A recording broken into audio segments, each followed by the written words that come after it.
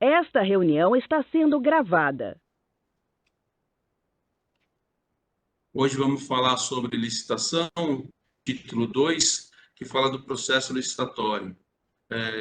Quem acompanha a gente já está estudando junto, já está lendo, sabe que o que a gente quer é fazer uma leitura conjunta, com conhecimento, ninguém tem o objetivo de dar aula ou fazer qualquer coisa nesse sentido. Não é, o grupo não tem intenção monetária, o grupo tem intenção em aprendizado para prestar prova de cartório, Ministério Público, Procuradoria e Magistratura. Então, agradeço quem está estudando com a gente. Daqui a pouco a gente vai começar a fazer ao vivo e a gente conta com a presença de todos, é mais gente para compartilhar.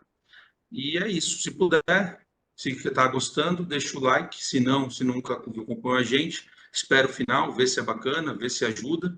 Se por acaso a gente tiver ajudado com você de alguma forma, deixa o like. Vamos começar então. Título 2 das licitações, capítulo 1 do processo licitatório. Artigo 11.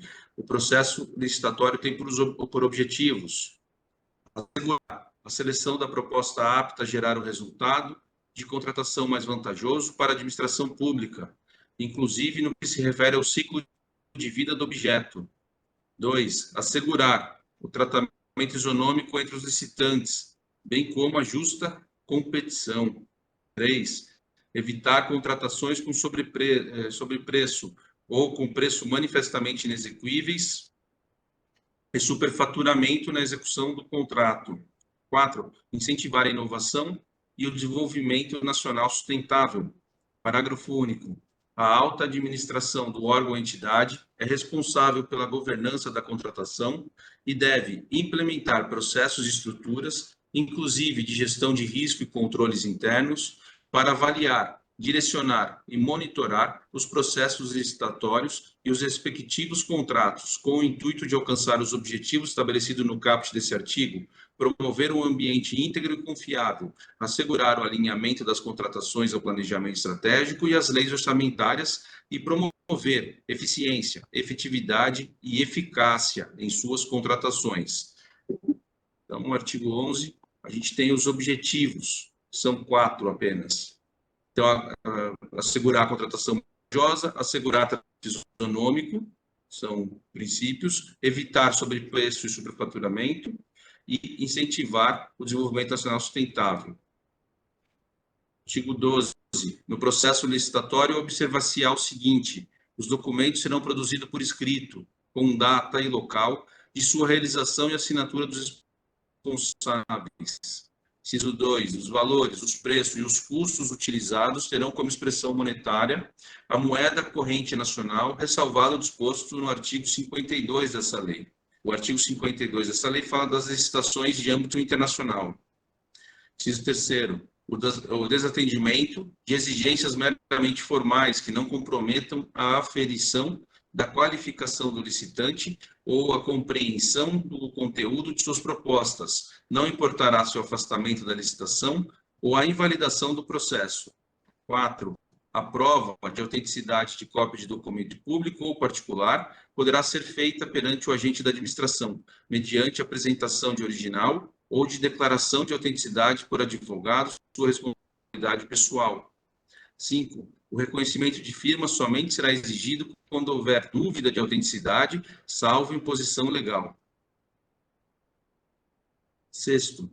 Os atos serão preferencialmente digitais, de forma a permitir que sejam produzidos, comunicados, armazenados e validados por meio eletrônico. 7º. A partir de documentação de formalização de demanda, os órgãos responsáveis pelo planejamento de cada ente federativo poderão, na forma de regulamento, elaborar plano de contratação anual com o objetivo de racionalizar as contratações dos órgãos e entidades sob sua competência, garantir o alinhamento com seu planejamento estratégico e subsidiar a elaboração das respectivas leis orçamentárias. Parágrafo 1º. O plano de contratação anual de que trata o inciso 7º do caput desse artigo deverá ser divulgado e mantido à disposição do público em sítio eletrônico oficial e será observado pelo ente federativo na realização de licitação e na execução de contratos. Parágrafo 2º. É permitida a identificação e assinatura digital por pessoa física ou jurídica em meio eletrônico mediante certificado digital. Artigo 13º. Os Marcelo, atos... só um comentário aí. Você percebe que esses incisos do artigo 12 são muito afins com aquela lei da desburocratização, né? Que fala,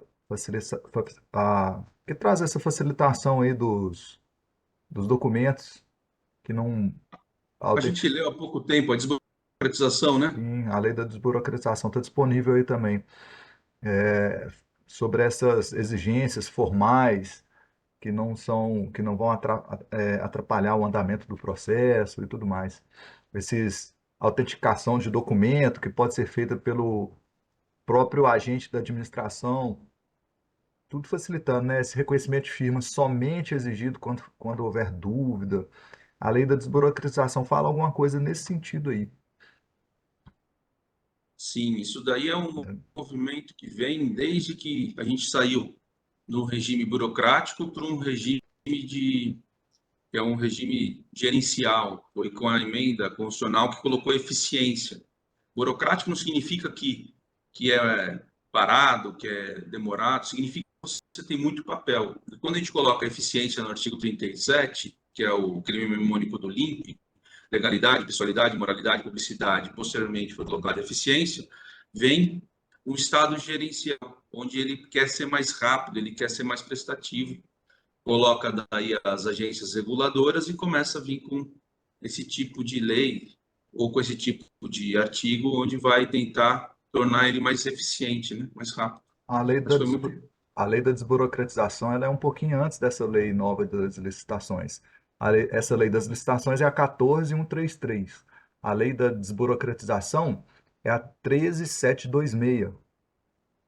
Então são leis bem recentes aí e Muito bem com, colocado. com essa, Obrigado. com essa afinidade nesse ponto aí. Eu acho que a gente pode aproveitar que parou, cada um fala pelo menos um objetivo que a gente acabou de ler, para ver se estão guardando. Vou começar, Carlos.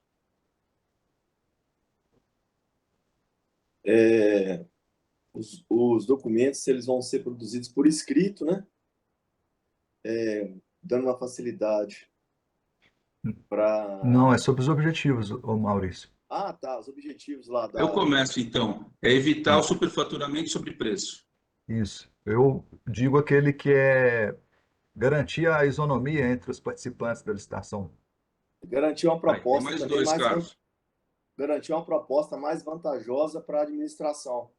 E Isso aí, também gravamos, hein? aquele último que entrou, que foi a questão do meio ambiente, não é isso? Do desenvolvimento sustentável.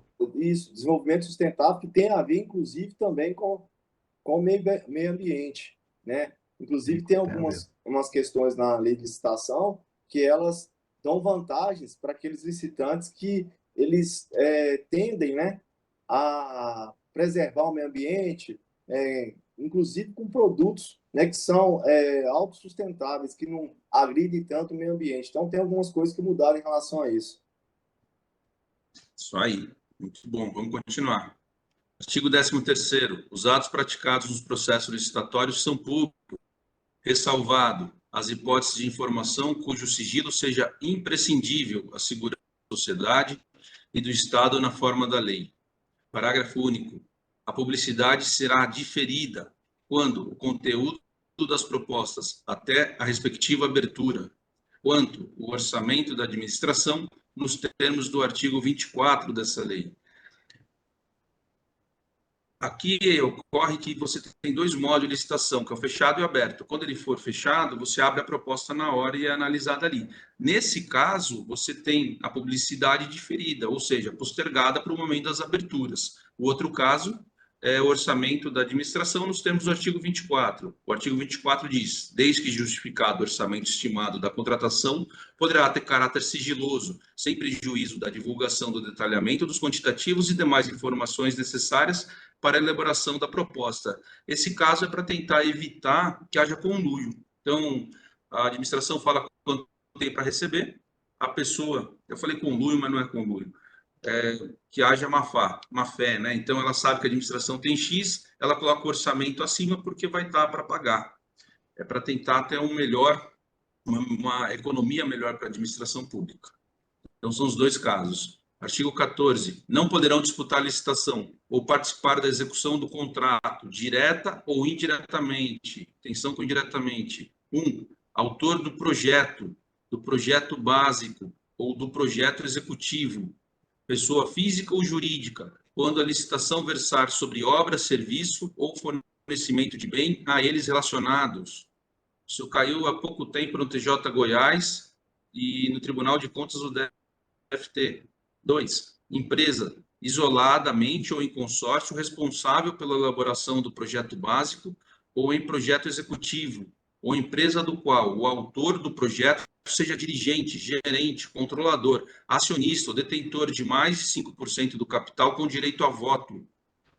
Mais de 5% do capital com direito a voto. Responsável técnico ou subcontratado, quando a licitação versar sobre obra, serviço ou fornecimento de bens a eles necessários. 3. Pessoa física ou jurídica que se encontre, ao tempo da licitação, impossibilitada de participar da licitação em decorrência de sanção que lhe foi imposta. 4. Aquele que mantenha vínculos de natureza técnica, comercial, econômica, financeira, trabalhista ou civil com dirigente do órgão ou entidade contratante ou com agente público que desempenhe função na licitação ou atue na fiscalização ou na gestão do contrato, ou que dele seja seu cônjuge, companheiro ou parente em linha reta, colateral ou por afinidade, até o 3º grau, devendo essa proibição constar expressamente no edital de licitação. 5. Empresas controladoras ou coligadas, no termo da Lei 6.404, concorrendo entre si, porque faz parte de um mesmo grupo.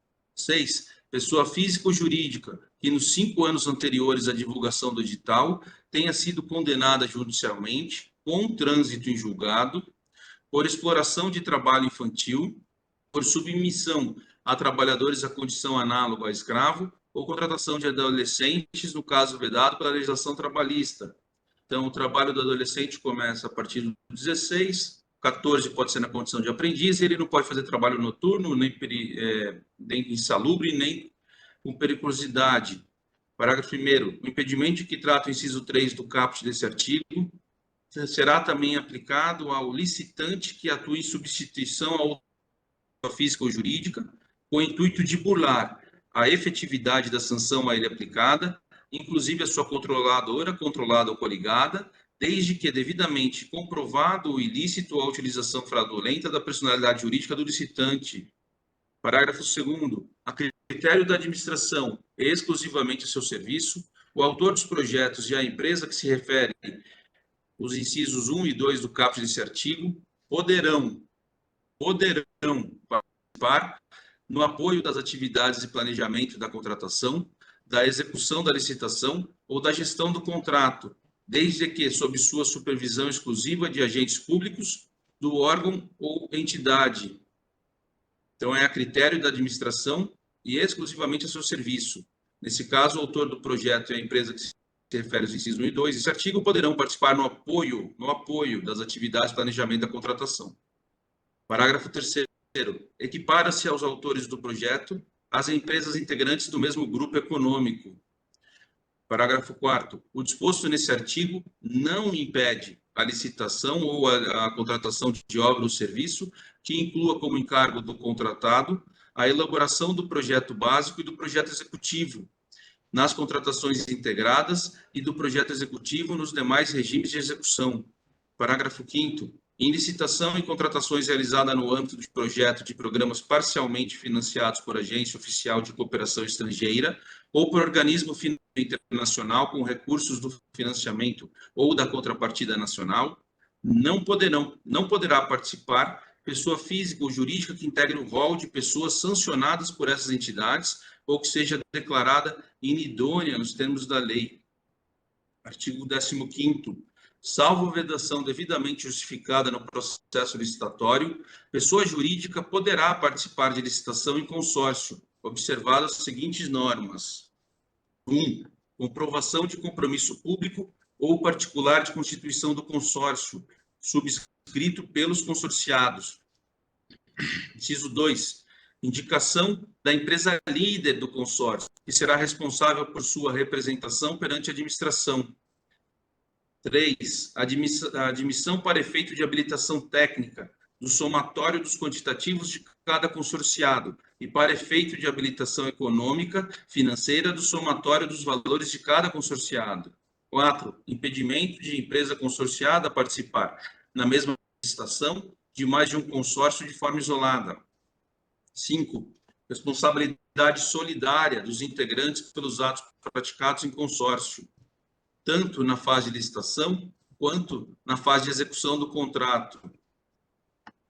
Então, se praticar as empresas consórcio na licitação, elas têm responsabilidade solidária. A responsabilidade solidária ela sempre se dá por lei ou contrato.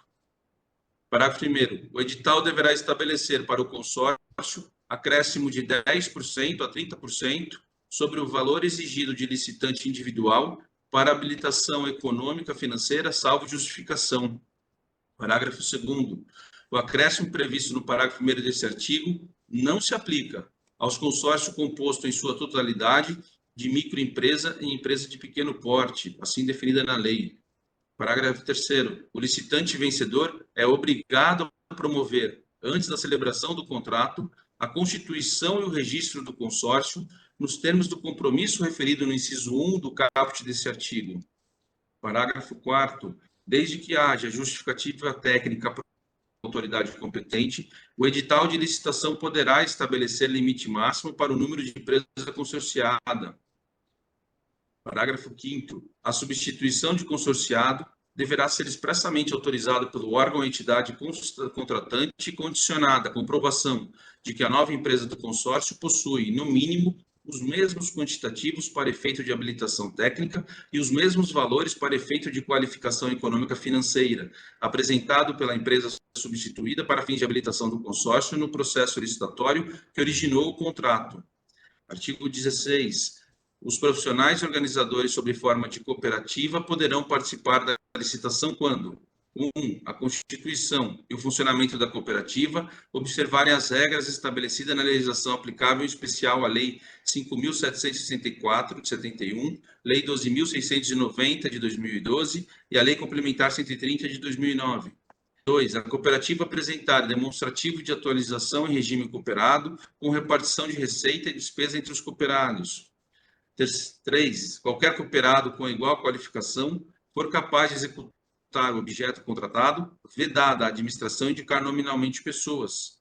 4. Objeto da licitação referir-se, em se tratando de cooperativa enquadrada na Lei 12.690, a serviços especializados constantes do objeto social na cooperativa, a serem executada de forma complementar à sua atuação. Artigo 17. O processo de licitação observará a seguinte fase em sequência: 1. Preparatória. 2. Divulgação digital de licitação. 3. Apresentação de proposta. 4. Julgamento. 5. Habilitação. 6. Recursal. 7. Homologação. Aqui você tem a fase interna e externa. Tem uma, salvo engano, a preparatória interna e todas as outras são externas. É isso mesmo, né? Processo de licitação. Seguintes fases. Sim. Ele se divide em linhas gerais, né? O processo de licitação se divide em linhas gerais em fase interna e fase externa, né? A fase interna é dita só como essa preparatória. Todas as demais ali são externas, que é a divulgação do edital, apresentação das propostas, julgamento, habilitação, recursal e homologação. Isso aí. Ficar preparado também, porque a fase da apresentação de proposta, tem uma fase, eu acho que foi a apresentação de proposta, ela pode ser alterada. Ela pode trocar de local, mas vamos lá. Parágrafo 1º. A fase referida no inciso 5º do caput desse artigo, 5º, habilitação, poderá, mediante ato motivado com explicitação dos benefícios decorrentes, anteceder as fases referidas no inciso 3 e 4 do caput desse artigo, desde que expressamente previsto no edital de licitação. Parágrafo 2º. As licitações serão realizadas preferencialmente sobre a forma eletrônica, admitida a utilização da forma preferencial, desde que motivada, devendo a sessão pública ser registrada em ata e gravada em áudio e vídeo. Parágrafo 3º.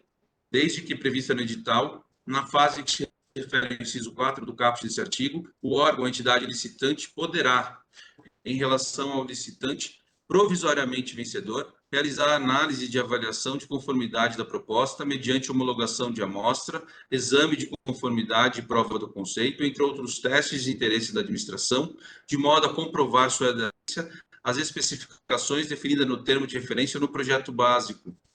Parágrafo 4º. Nos procedimentos realizados por meio eletrônico, a administração poderá determinar como condição de validade e eficácia que os licitantes pratiquem seus atos em formato eletrônico.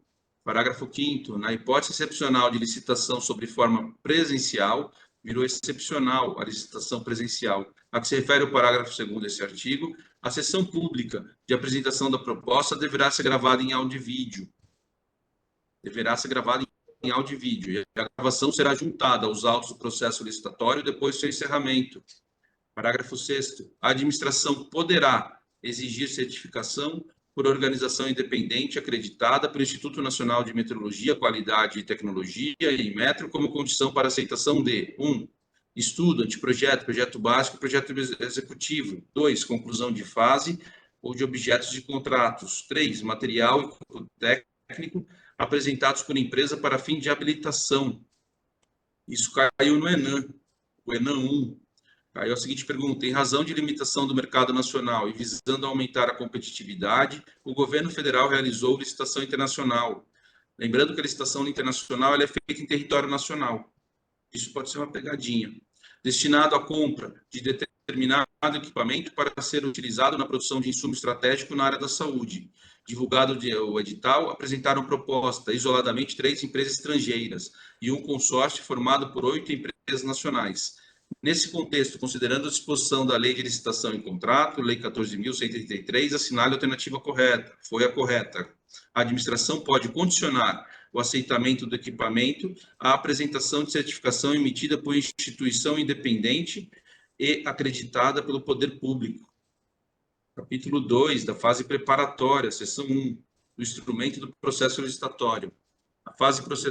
Artigo 18. A fase preparatória do processo licitatório é caracterizada pelo planejamento e deve compatibilizar-se com o plano de contratação anual de que trata o inciso 7º do capítulo 12 desta lei, sempre que elaborada, e com as leis orçamentárias, bem como abordar todas as considerações técnicas, mercadológica e de gestão que pode interferir na contratação compreendidos. 1. Descrição da necessidade da contratação fundamentado em estudo técnico preliminar que caracteriza o interesse público envolvido. 2. A definição do objeto para atendimento da necessidade por meio de termo de preferência, anteprojeto, projeto básico ou projeto executivo, conforme o caso. 3. Definição das condições de execução e pagamento para garantias exigidas e ofertadas e das condições de recebimento. 4. Orçamento estimado com composição dos preços utilizados para sua formação. 5. Elaboração do edital de licitação. 6. Elaboração de minuta de contrato, quando necessária, que constará obrigatoriamente como anexo do edital de licitação. O regime de fornecimento de bens, de prestação de serviço ou de execução de obras e serviços de engenharia, observados os potenciais de economia de escala. 7. A modalidade de licitação, o critério de julgamento, modo de disputa e adequação e a eficiência na forma da combinação desses parâmetros para o fim de seleção de proposta apta a gerar o resultado da contratação mais vantajosa para a administração pública, considerado o ciclo de vida de objeto. 9. Motivação circunstanciada das condições do edital, tal como justificativa de exigência de qualificação técnica, mediante indicação das parcelas de maior relevância técnica ou valor significativo do objeto, e de qualificação econômica financeira justificativa dos critérios de pontuação e julgamento das propostas técnicas na licitação, com julgamento por melhor técnica ou técnica e preço, e justificativa das regras pertinentes à participação da empresa em consórcio. 10. Análise dos riscos que possam comprometer o sucesso da licitação e a boa execução contratual. 11. A motivação sobre o momento da divulgação do orçamento da licitação, observado o artigo 24 dessa lei. Parágrafo 1º. O estudo técnico preliminar a que se refere o inciso 1 do caput desse artigo deverá evidenciar o problema a ser resolvido e a sua melhor solução, de modo a permitir a avaliação de viabilidade técnica e econômica da contratação e conterá o seguinte elemento: 1. Descrição da necessidade da contratação, considerado o problema a ser resolvido sob a perspectiva do interesse público. 2. Da previsão da contratação no plano de contratação anual, sempre que elaborado de modo a indicar o seu alinhamento com o planejamento da administração. 3. Requisitos de contratação. 4. Estimativa da qualidade para a contratação, acompanhada das memórias de cálculo e dos documentos que lhe dão suporte, que consideram interdependências com outras contratações, de modo a possibilitar economia de escala. 5. Levantamento de mercado, que consiste na análise das alternativas possíveis e justificativas técnicas e econômicas da escolha do tipo de solução a contratar.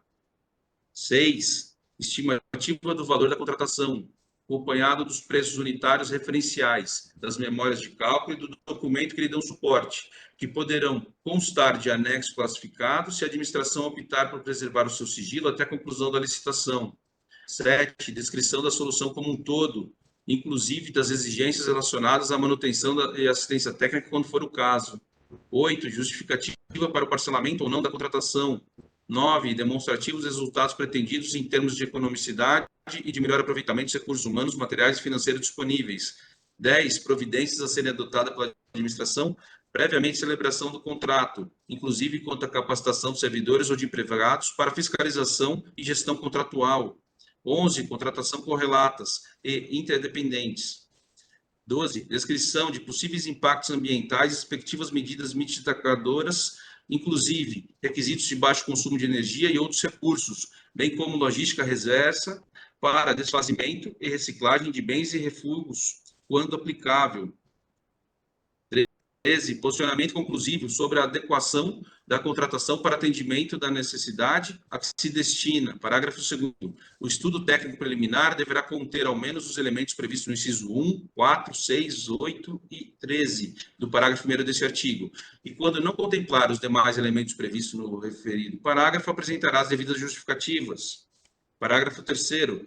Em se tratando de estudo técnico preliminar para a contratação de obras e serviços comuns de engenharia, se demonstrar a existência de prejuízo para a aferição dos padrões de desempenho e qualidade almejada, a especificação do objeto poderá ser realizada apenas em termos de referência ou em projeto básico, dispensada a elaboração de projetos. Artigo 19. Os órgãos de administração com competência regulamentares relativa à atividade da administração de material, de obra e serviço e de licitação e contrato deverão instituir instrumentos que permitam, preferencialmente, a centralização dos procedimentos de aquisição e contratação de bens e serviços, criar catálogo eletrônico de padronização de compras, serviços e obras, admitida a adoção de catálogo do Poder Executivo Federal para todos os entes federativos. Inclusive, isso é importante, ele demonstra como vai ser o efeito carona. Você não pode pegar o ente federativo de menor envergadura e o de maior pegar carona nele. Então, o município fez uma licitação, o Estado e a União pode fazer o efeito carona, mas o inverso pode. O município pode ir no Estado e o Estado e o município podem fazer o efeito carona na União. 2. Instituir sistema informatizado de acompanhamento de obra, inclusive com recursos de imagem e vídeo. 4. Instituir, com auxílio de órgãos de assessoramento jurídico e de controle interno, modelos de minutas editais, de termo de referência, de contrato padronizado e de outros documentos admitido à adoção das minutas do Poder Executivo Federal por todos os entes federados. 5. Promover a adoção gradativa de tecnologia e processos integrados que permitam a criação, a utilização e a atualização de modelos digitais de obra e serviços de engenharia.